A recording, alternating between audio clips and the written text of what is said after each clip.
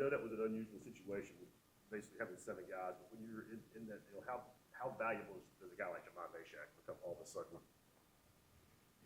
I mean, if you have 15 guys, he's valuable. But Jamai is one of those guys that obviously he can go all day.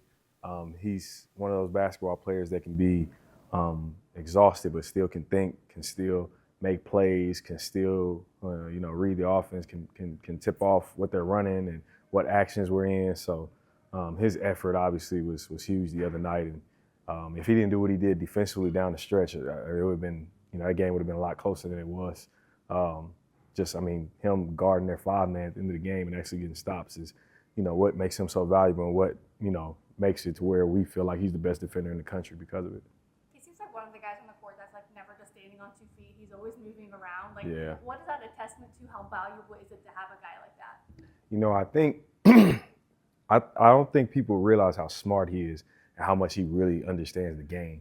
People you just see him going hard and making hustle plays and making stops and just guarding his guy one-on-one. But Jamon Meshack is one of those guys that puts a lot of time in to understand the game of basketball and watches a lot of basketball.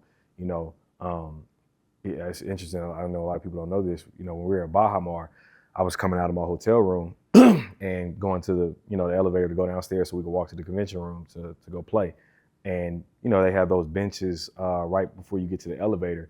And this is a few hours before the game. It's right before we go down to leave, and he's laying on that bench, stomach down, watching his phone. I'm like, man, what you doing, watching YouTube? He's like, oh yeah, I'm just watching Jeremy Roach highlights. So the dude he's about to go guard in 2 hours, he's watching highlights of him on his own. This is completely no one asked him to do this, but that's how much time and effort he puts into the game and how much pride he takes into being the best defender in the country, because I don't care at the end of the year how many guys are up for National Defensive Player of the Year. I know none of them are doing that. I know they're not. I don't even know who it is or who it will be, but I don't think they put the time in like that. Then for you, how much pride do you have knowing that hard work is paying off for a guy that put so much into it? Oh, it's great. Especially, his freshman year here was my first year here at Tennessee. So I've been able to see the maturation process and all the growth that he's had over the years. And obviously it's paying off for him and it's extremely rewarding. So I'm really happy for him, and I just want the success to kind of continue for him, honestly. It's going well for this Illinois team, and how different are they from the one you guys saw last year? You know what? Different, very much different. Stylistically, some things are similar. Last year, they were older. Obviously, a lot of guys that have played a lot of college basketball games. You had somebody like Terrence Shannon, who was just a bull in the china shop when driving the basketball. He was one of the toughest guys in the country to guard year after year. Obviously, he was an All-American. So replacing him, obviously, is different. They were extremely big across the board in their lineup. But that's something that obviously is the same with this team. They have the kid Kasparis, other kid Tommy, I should say, number 13, the big fella. They lean on those two guys. They shoot the ball, I think, better than they did last year. And they shot the ball well last year, but they shoot it better. They have some guys that can really fill it up from the outside, and they still play fast. But KJ, the kid, he plays with a little bit better pace. He plays in a lot of drags, really creative off the bounce, extremely skilled, but shoots the ball really, really well, especially off the bounce. I think I've been saying it all week. He's like the closest thing to college basketball I've ever seen to Luka Doncic. And that's not a slight to Luka at all. And, that's not to, go crazy on the young fella, but he's really good, man. He's one of the better freshmen in the country. So it's going to be a big challenge for us. Coaches, what kind of, just physically, how unique is that for Zakai? I know he typically doesn't have problems with bigger dudes, but this guy's pretty unique. Zakai's giving up, 6'7". Yeah, no, last year, their starting lineup, they actually, Kylan Boswell, he's about 6'2" in their lineup. Whereas last year, they started Domask at, 6'5", 6'6". Then they had Terrence Shannon, who was, they listed him as 6'6", but there's no way he was 6'6". He had to be 6'7.5", something like that. Then Ty Rogers, who was 6'6", 6'7". So they were bigger last year across the board than they are this year. But Kylan Boswell was the only difference. Obviously, Kasparis is 6'6". You've got Trey White, who's 6'7", and Ben, the kid, the transfer from Evansville, is about 6'8", 6'9". So a lot of size, a lot of skill, a lot of shooting, a lot of versatility. A lot of guys that can handle and play in ball screens, so they'll ball screen more than any team that we played this entire year. We played Miami the other night. And I believe in the game they set 75 ball screens, whereas Illinois in their last game set, I think, 93. So this will be the most ball screen heavy team that we've played to this point. And a big emphasis for us all year has been perfecting ball screen defense, right? So it's going to be great, test for us to go out here and see if the work is paying off. Zakai talked the other night about not ducking any smoke with this number 1 ranking. How have you seen them attack this week? And they seem excited to be ranked number 1 and kind of take on this challenge. To be honest, man, like even talking about it when we go in and watch film here, the excitement that we have to play it's honestly infectious amongst the whole group, and everybody kind of carries on the same. I think we all have the same approach to where number 1 is great, but it doesn't mean anything if we don't consistently prove it, right? We talked about that before our last game. Like, man, listen, be excited, be happy, like wear this pride that you're the number 1 team in the country, but at the same time, the chip on our shoulder is that every time we step on the floor, you have to show everyone that's watching if we are the number 1 team in the country. Show them why we are, right? And then amongst each other as teammates, hold each other accountable to being the number 1 team in the country on a daily basis. And I think that our guys do a really good job of that. We have a championship culture. We really do. But a championship culture doesn't mean anything if you don't win championships, to be honest. How much has the standard that's been set that you just talked about, how much does that help these guys handle the expectations of being ranked number 1 and then also getting right back on the road and going and playing a big time game? Yeah, it's who we are. The standard means everything around here in this program, whether it's the culture, and that's the standard between the coaches, the players. Everyone is held to a standard of excellence. Everyone is held to a championship standard.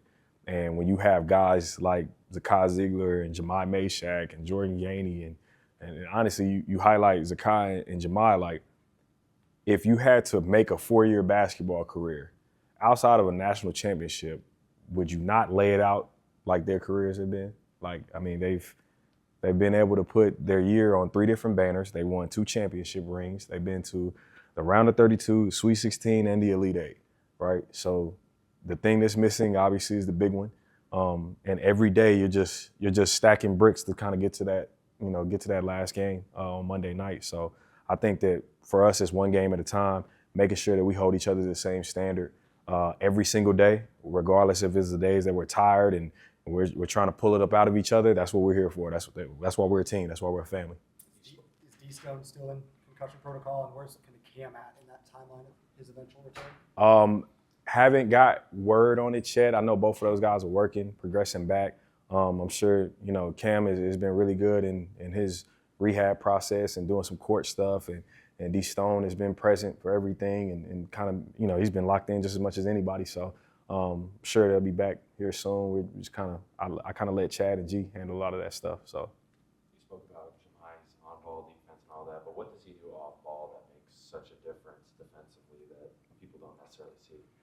Yeah, I I remember coming to him after the under 12 timeout, and I was like, hey man, we gotta hear your voice more. Like you're not active enough. Like we don't hear you. You're not coaching guys up on the floor like we need it. And that's when we made that push, right? And we started getting those stops, stringing them together, and he came to the under 4, and I'm like, man, like it's that easy for you. Like, but we need it consistently. That goes back to that championship standard that we have. It's like you have to be that guy, otherwise we're a different team. And it's great to see that his voice has grown that much as he's became a senior, to where he's a guy that, when we go over scout, he's extremely locked in. He knows the actions. He knows how to read some of their tendencies. He understands a lot of that stuff, and so guys lean upon him to be that defensive catalyst while he's on the floor. Coach, it felt before the season that it always felt like you guys have a lot of confidence in Cade. How much do you think this first month of the season, just kind of being forced in with JP out and D-Stone out, how much confidence do you think he's gained because of that? Yeah, I mean, he's gained a lot of confidence, man. Like, K's a tough dude. He always has been. I remember when we, in the process of recruiting him, like going down and watching him in high school, and you could just tell that everything in front of him was going to be his best basketball.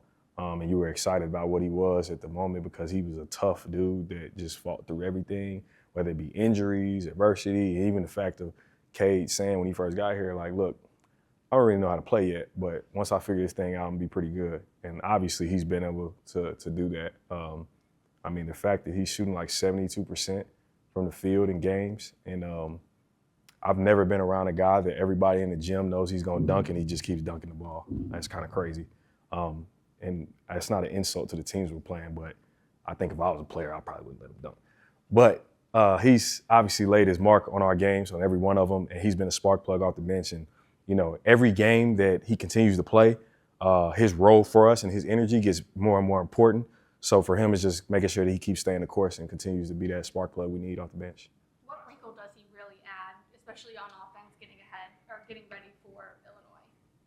What wrinkle does Cade add? Yeah, just like with his presence down in the post or just him out there, like how different does that make the offense? Yeah, it makes it different because you have a guy that can play vertical over the defense. You're able to throw lobs with him on that back line. He works really well. He's gotten really smart with his cutting. He's versatile, so he can do some things on the perimeter. You know, I remember, everybody's comment when he was a young player was how raw he was. And out of short rolls and pick and rolls, he was actually really good, which means he has a really good feel for the game, which is why he can continue to get these dunks and cut on the backside. And he has a feel for that because he just knows how to play basketball, honestly. Now, does he know exactly what he's trying to do all the time? Yeah, probably not. He's learning that. But as an athlete, he uses it in the right form, whether it's defensively or offensively. And I think things are really starting to come together for him now. There's still a lot of meat on the bone, so he's got a lot more work to do and a lot more to strive for. But like I said, he's been huge for us, and we needed him and his efforts to continue. Thank you, Coach. No problem.